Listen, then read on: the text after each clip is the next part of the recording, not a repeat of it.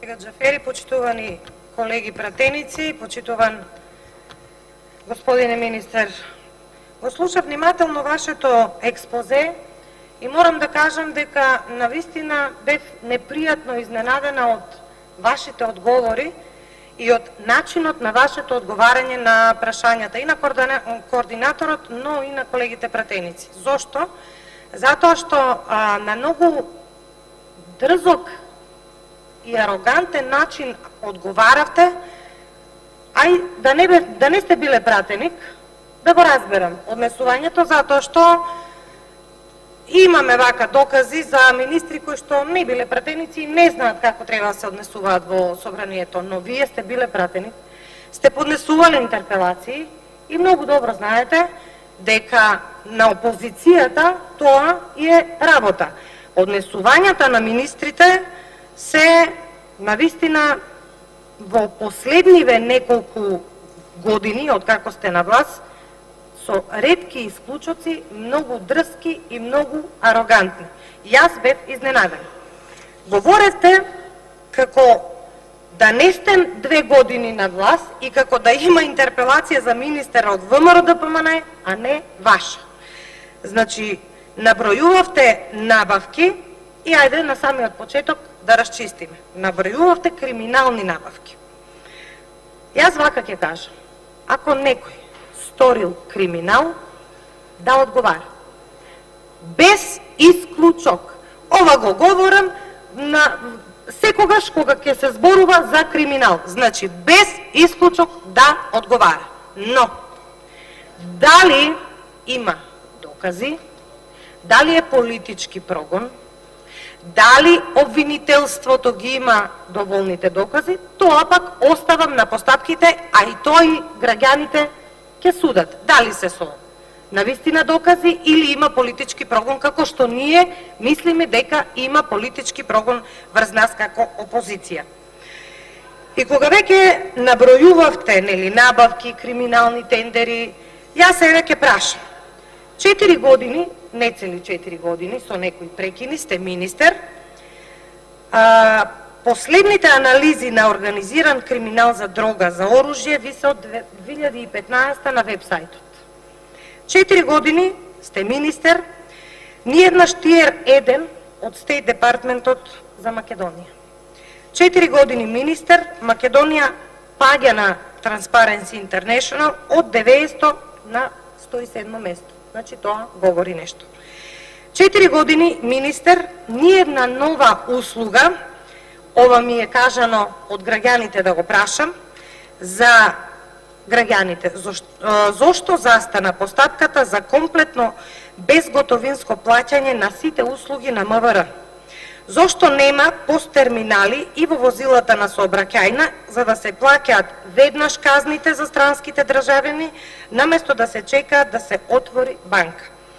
Се имали доблест, ако е се по закон како што велите, значи да се повика Државен завод за ревизија и управен инспекторат и сите оние прераспределувања кои што ние ги говориме како партиски прераспределувања, да го констатираат државни органи.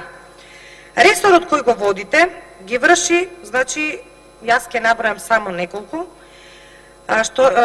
работи, што се однесуваат на остварување на системот на државната и јавната безбедност, значи движењето и престојот на граничниот појас, контрола на преминување на државната граница како и определени работи во врска со утврдување и решавање на гранични инциденти, престојот и движењето на странците, недозволена трговија со дрога и така натаму. Во вашиот состав се БЈБ и Управата за безбедност и контраразузнавање. Велите дека со дрогата има многу помалку криумчарење со дрога, граѓаните велат спротивно.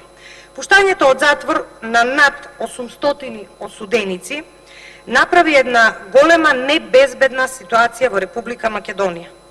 Значи, грабежи како на филм, среде бел ден, трговија со дрога која не е санкционирана, а сторителите им се познати на припадници на Министерството за внатрешни работи, напади, убиства, неразјаснети, провали, кражби и исчезнати луѓе. А вие велите во ваши изјави, ќе ве цитирам, бидете спокојни. Јас знам дека министер за внатрешни работи, една од работите е да нема паника меѓу населението и мора да даде таква изјава. Меѓутоа, господине Спасовски, не може да бидат спокојни граѓаните кога секојдневно гледаат грабежи, ситни грабежи. Еве, јас ќе ви кажам пример, во мојот град, кој што е мал град, во Источна Македонија, пред неколку месеци ви се случи протест од страна на граѓаните пред Министерството за внатрешни работи, затоа што во континуитет имаше грабежи на маркети, лицето на граѓаните им беше познато, но немаше никаква реакција од Министерството за внатрешни работи. Па мораше да има протест, граѓански протест пред Министерството за внатрешни работи. Сите од Свети Николе знаеа кој е напаѓачот, кој е лицето кое што ги вршеше грабежите по маркетот, за да има некаква реакција. И тоа замислете во мало место. Скопје се претвори на вистина во еден холивудски филм. Имате на секоја раскрсница секојдневно пукање и неразчистени. Рузвелтова убиство, на Партизанска, Калашникови убиства. Мене ме интересира, исчезнати, велите дека се лажни вести, она што ние го кажуваме. Дали исчезнатото лице, за кое што мајката протестира, лицето Пинета Секондо Пино, неговата мајка, значи последен пат е виден во Ѓорче Петров на 10.12, неговата мајка во обид вас да ве иницира за побрза и поефикасна постапка, протестира пред Собранието на Република Македонија. До каде е постапката? Да не си во кожата на таа мајка. Велите дека се лажни вести, дека луѓето исчезнуваат заради трговија со органи. Видете, кога граѓаните имаат недостаток на информации, нормално е да си прават собствени сценарија. Не се ни тие виновни. Министерството за внатрешни работи и вие како негов представник треба да реагирате и да кажете. Вие велите само бидете спокојни. Недоволно е тоа. Американската амбасада вели и ги предупредува нејзините граѓани дека има опасност од терористички напади. Вие исто така излегувате и велите бидете спокојни. Дали тоа, дали ги контролирате повратниците од кои се бореле со ИСИЛ? Ги знаете ли нивните планови? Јас не велам во јавноста се да биде откриено, но тоа мора да се каже на јавноста, за јавноста да биде смирена и да не прави, како што велите вие, лажни вести. Не ги правиме ние. Не ги правиме ние. Секојдневно има низа на скандали кои што остануваат од ваша страна неодговорени. Зошто, еве првиот случај за убиството на Мартин Јанушев, зошто се крие убиецот? И дали воопшто имате сознание кој е убиецот? За Никола Саздовски.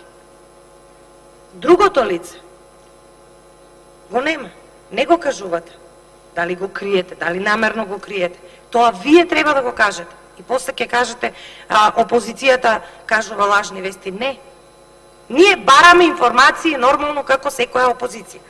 И на крај би сакала за изјавата на кандидатот за председател, кој што малку објаснивте, му објаснивте на колегата Антонио Милошевски. Многу сериозна изјава е тоа. Прв ден, почеток на кампања, и вашиот кандидат за председател на Република Македонија, кој што при тоа и национален координатор на НАТО, значи не е случаен човек кој што работел во службите со години, го знае функционирањето на службите, бил советник на двајца председатели досега и тој вели дека го следат. Прво вели странски служби, после се коригира, па вели служби на опозицијата. И сега јас вака ќе речам, ако додека сте вие власт и вие министер, постојат параслужби кои што ги следат кандидатите на власт, нешто не е во ред. Тогаш навистина нешто не е во ред. Таа смирувачка изјава која што вие ја давате, предпоставуваме заради јавноста и заради партијата.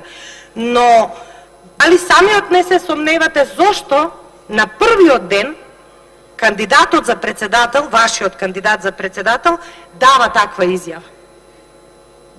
Дали вие имате сомнеж во таа изјава? Зошто? Значи, директно вас ве нападна. Кандидатот кој што вие пред една недела го гласавте, тоа лажна вест е? Не. Кандидатот за председател вас ве нападна. И вели дека Министерството за внатрешни работи треба да превземе поголеми мерки за негова безбедност и за негова, нели, сигурност, бидејќи во теке председателската кампања. Јас мислам дека ова се многу мал дел на работи кои што заслужуваат ваша оставка, како што кажавте и на почетокот, рековте дека да, демократски чин е интерпелацијата, но, почитуван министер, демократски чин во развиените демократски земји е и давање на оставка. Сосема демократски и легитимен чин. Ви благодарам.